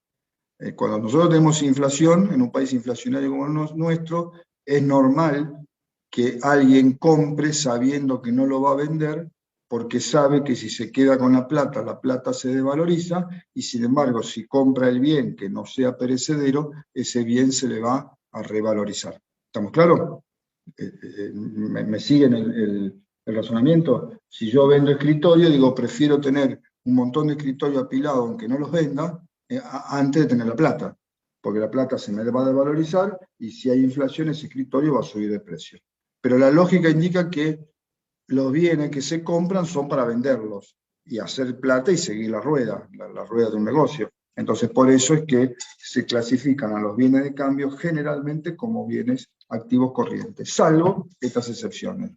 Bebidas con largo periodo de añejamiento, actividades forestales, y si quieren agreguen la actividad de construcción. ¿Está claro? La Sí, pregunta profe. que me hizo la chica, ¿la contestó? ¿O? Sí, dijo que no tenía Dijo que sí. micrófono, pero que se entendió. Muy bien, gracias por los que me hacen de locutores. Bien, elementos integrantes. Nosotros hasta ahora siempre hemos trabajado con una sola cuenta, que es mercaderías o mercadería de reventa, porque siempre hemos hablado de entes comerciales.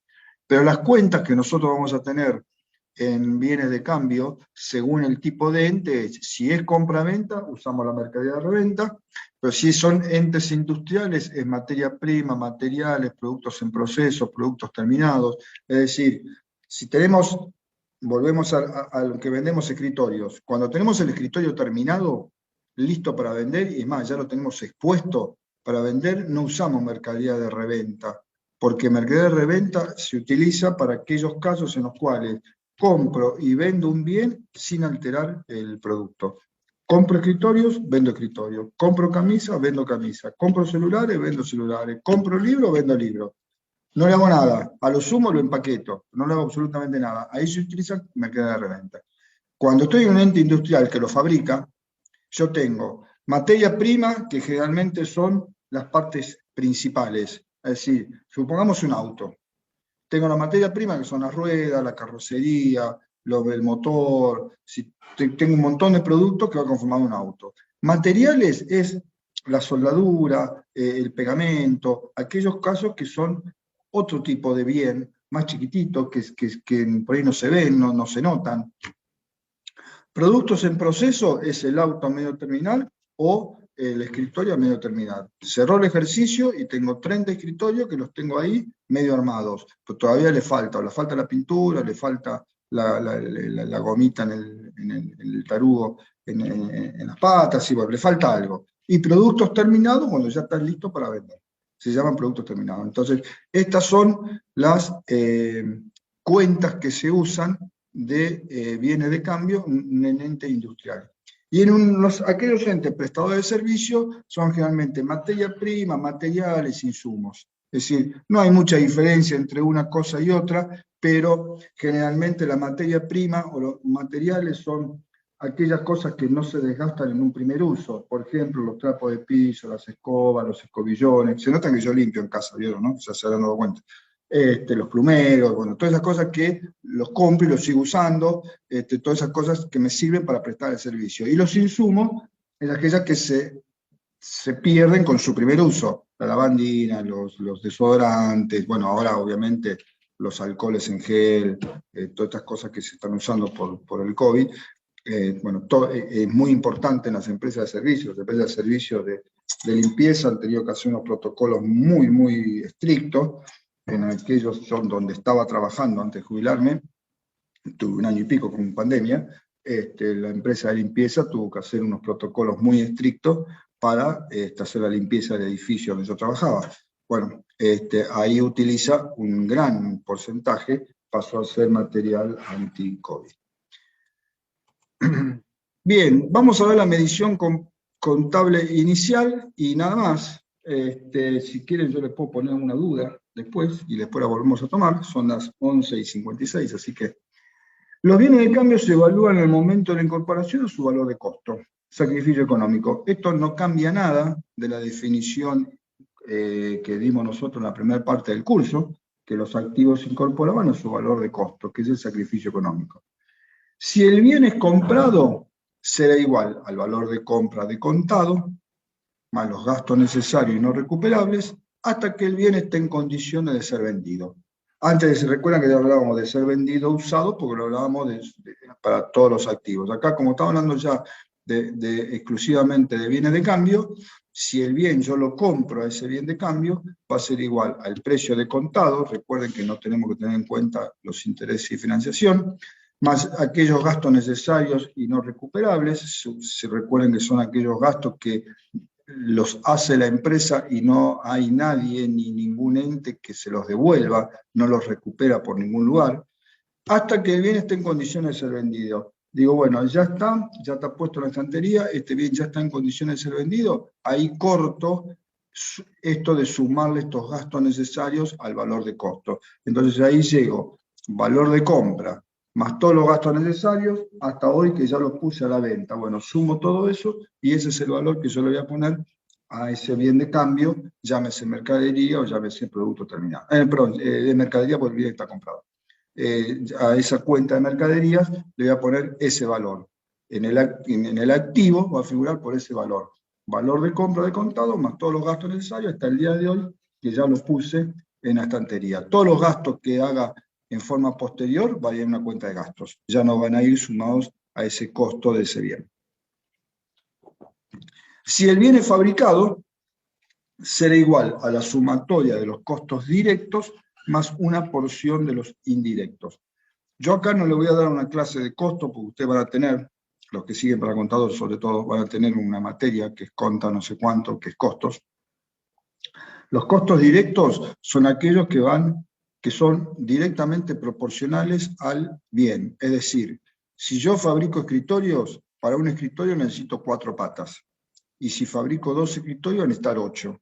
Y si fabrico 3, necesito 12. Es decir, es directamente proporcional las patas multiplicadas por 4 a cada producto que yo haga. Lo mismo que si fabrico un auto. Si fabrico auto tendré 5 ruedas con la de auxilio por auto. Si fabrico 2 necesito 10 y si fabrico 3 necesito 15.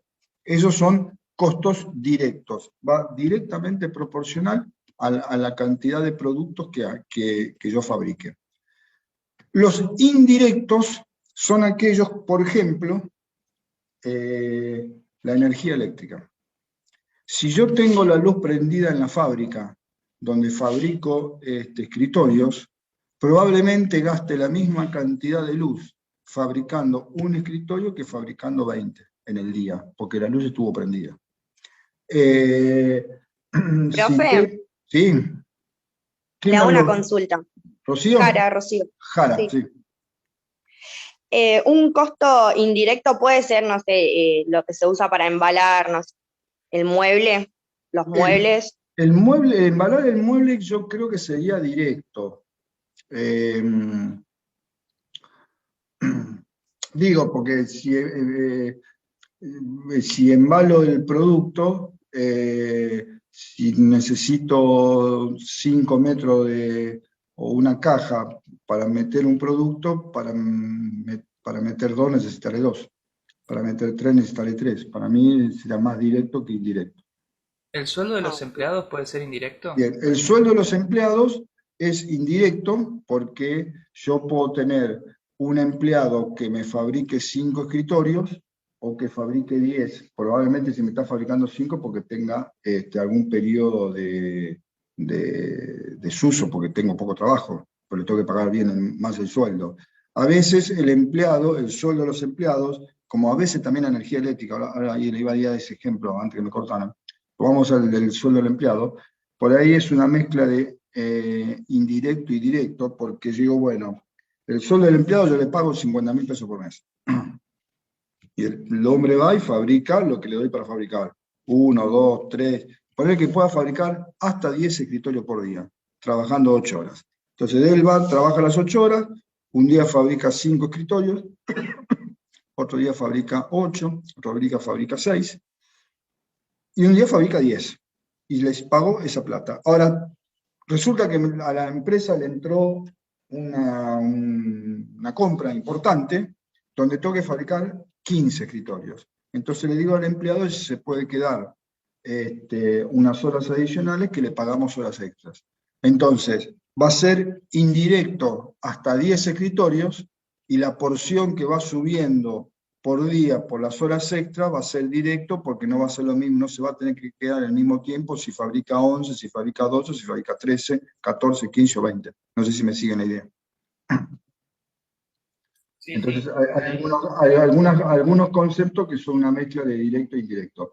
La energía eléctrica, en la fabricación de escritorios no creo que sea demasiado importante, pero en una empresa industrial donde se consuma mucha energía eléctrica, yo tengo, las empresas grandes tienen pactado con la prestadora de servicio eléctrico una cantidad de kilowatts que se consumen por día o por mes. Entonces digo, bueno, yo contrato, no es como en otras casas que no viene la luz así y yo no puedo hacer nada. En una empresa donde yo estaba, perdone que sea autorreferencial, pero cuando yo estaba se había contratado hasta, no me acuerdo cuánto era, de kilowatt creo que era por día o por mes, no me acuerdo. Ahora, hasta ese importe nosotros pagábamos X cantidad de pesos. Si gastábamos más luz, nos venía un adicional. Entonces, suponete que hay una fábrica que se consuma mucha energía, con esa energía yo puedo fabricar 30 autos por día, pero si fabrico más, ni siquiera es necesidad de horas extra, podría fabricar más, consumo más energía de las mismas 8 horas que estoy trabajando. Entonces la empresa me va a facturar un poco más, entonces la parte que excede va a ser directa. Profe, te hago una pregunta. Sí, Rocío. Sí, ¿cómo la energía de la luz, por ejemplo, yo tengo impresoras 3D y a veces no sé cómo calcularle en el costo la luz? O sea, como el costo indirecto, o sea, yo el costo directo es el material que uso, Sí. pero y el indirecto, la luz, ¿cómo se lo calculo? Lo que pasa es que para hacer ese cálculo, igual no estamos recontra excediendo, recuerden que hay una materia para esto. Pero en ese cálculo vos tendrías que saber cuánto gastarías de luz estando con el negocio cerrado, que tenés un mínimo. Si vos dices, bueno, si yo estoy con el negocio, se puede averiguar, uno va a la prestadora de servicio y te lo dicen. Digo, yo tengo este comercio, si yo lo cierro durante todo un mes, ¿cuánto me cobran de luz? Porque tenés un consumo mínimo fijado aunque no lo consumas. Dice, bueno, entonces te dicen, de 0 hasta 100 le cobramos este importe. Si usted está cerrado, le vamos a cobrar por 100 kilowatts, ¿sí? Y le vamos a cobrar 10.000 pesos. Cuando estás abierto, todo lo que supere de 100 kilowatts, hasta 100 sería indirecto, y lo que supere de 100 sería directo. Porque va a ir aumentando a medida que vos trabajes más con impresora 3D. ¿Trabajás en impresora 3D en serio? Sí, tengo 3 y nada. Eso, hay veces que es complicado porque calcular las cosas. me acabo de comprar un sostenedor para la notebook en una impresora 3D Claro, que me la sí. hicieron. Mira vos, capaz que me la hiciste vos, yo no sé. Bueno, bueno, ahí sería un poco el cálculo. Lo que yo tengo que saber para saber qué es directo y qué es indirecto, tendría que conocer cuál sería el valor sin usar nada, ya digo, teniéndolo en 0. Si cierro el negocio, me facturan a 100 kilowatts, aunque gasté 2, entonces hasta 100 es indirecto, y lo que empiece a subir más de 100 es directo. Igual esto, les recuerdo, ya esto simplemente es nada, ni siquiera lo vamos a ver ahora en contabilidad esto. Hay toda una materia que es cálculo de costos. Que ya digo, debe ser conta 4, conta 5, me imagino. Bien, creo que hasta acá queda lo que yo quería llegar. Si quieren, a ver cómo estamos. Acá ves que viene determinación del costo de salida. Acá lo que vamos a ver en la clase siguiente es cómo calculamos el costo de mercaderías vendidas. No nos vamos a meter en esto, vamos a ver acá. Acá esto es en el ingreso, pero dice, bueno, yo compré mercaderías, cuando las vendo, ¿qué costo le asigno? Si fíjense que si quieren, después lo vamos a tomar esto, pero el planteo es este. Hasta el momento nosotros, cuando vendemos, registramos el asiento de venta y el de costo. Por ejemplo, caja ventas por 15.000, costo mercadería por 10.000. El costo, o era muy fácil de calcular, porque yo primero le decía, compré mercadería por 10.000 y esas mercaderías las vendo por 15, con lo cual el costo ya le estaba diciendo que era de 10, o directamente le planteo esto, le digo, vendo por 15.000 y el costo de 10.000. Entonces ustedes tienen el asiento. Y acá con esto vamos a terminar y después vamos a arrancar el martes. Pero por ejemplo, compramos 100 unidades de mercaderías a 100 pesos. Después se compran 90 unidades de mercaderías a 110. Después se compran 120 unidades de mercaderías a 115. Luego se venden 130 unidades a 200 pesos. Las 130 unidades a 200 pesos, el asiento, no tengo dudas, es caja en efectivo, no lo dice, pero en efectivo, caja venta por 26.000. ¿Sí? 130 por 200, da 26.000 pesos. ¿Cuánto es el costo?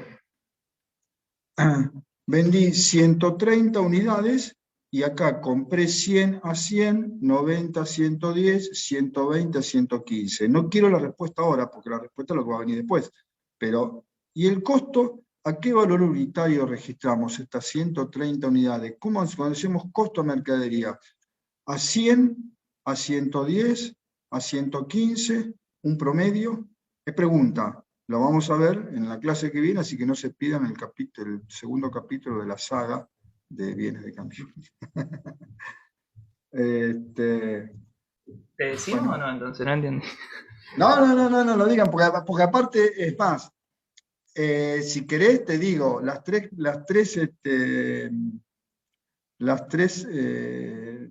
opciones son correctas, depende del método.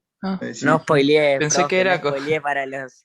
¿Cómo? Pensé que era como que no spoilees, que no anticipes, o que no, que no cuentes. Bueno, continuará a poner Rocío Malén, por eso le digo, yo ahí le dije que no se pierdan el segundo capítulo de la saga de bienes de cambio. No, yo pensé que era como con el dólar, viste, que tenés que decir cuál dólar cambiás, tipo, Claro, pero claro. no.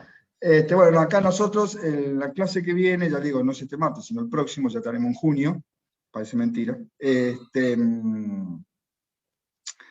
Vamos a empezar directamente de esta filmina, vamos a ver si lo podemos terminar en una sola clase. No sé si largo, es difícil de entender. Es con muchos números, muchas cositas, así que vengan descansaditos para ese martes, porque y además es un tema recontra importante. Va el parcial seguro, va el final seguro, los que vayan a final oral, el 80, el 70 o el 50% van a elegir bien el cambio para rendir, y yo le voy a apuntar por el costo de la verticalidad vendida. Así que hay que saberlo, es un tema de los que, si no se sabe este tema, es difícil aprobar la materia, porque es casi básico. Y así, no me acuerdo si fue Rocío la que me dijo, así puede calcular el costo de sus trabajos en impresoras 3D. Yo.